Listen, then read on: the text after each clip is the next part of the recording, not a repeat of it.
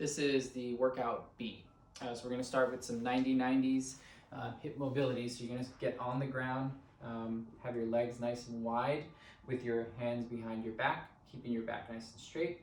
Let your knees drop to one side. You want to make sure there's 90-degree knee angles, 90-degree knee angles, 90-degree hip angles. From here, you want to just lean forward, get a little stretch, come right back in here, push yourself forward so you don't want to drop back, and then shift to the other side, making sure, again, 90 and 90. Lean forward. Again, shift back, transition here. Okay. Eventually, you want to get to a point where you can stay nice and upright as you move across. Okay, but for now, you can just use your hands here.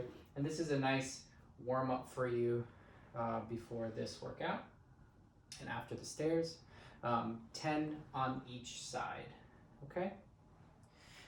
From there, we can go into some goblet squats. So you'll grab the kettlebell that you have, and again, goblet squats are going to be always touching your chest underneath it, right? So having your hands like a goblet.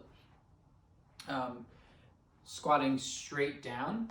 So from the side, this is some basic stuff we've already covered. Up and down, making sure the path of whatever you're holding is a nice straight line, right? So you don't want to hinge forward and then reach back. You just want it to drop straight down to the ground, coming right back up. Okay.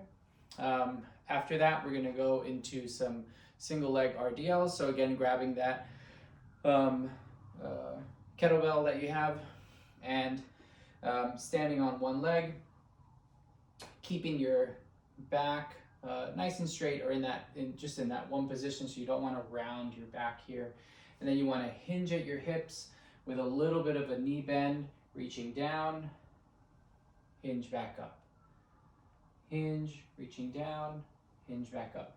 An alternative to this, or a modification, is just with your toe touching down on the ground, hinge forward, reach down. Right? Hinge forward, reach down.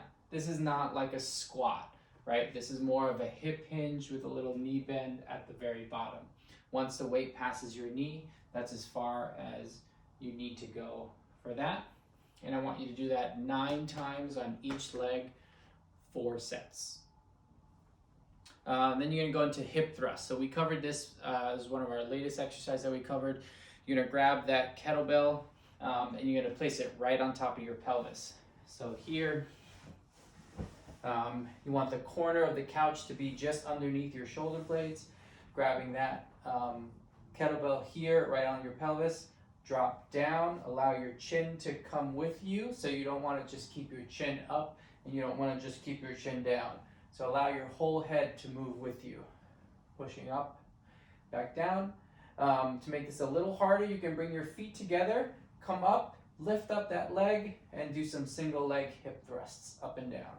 Okay, for now, let's keep it just bilateral, so nice and easy, and you're going to do it about 10 times, 4 sets.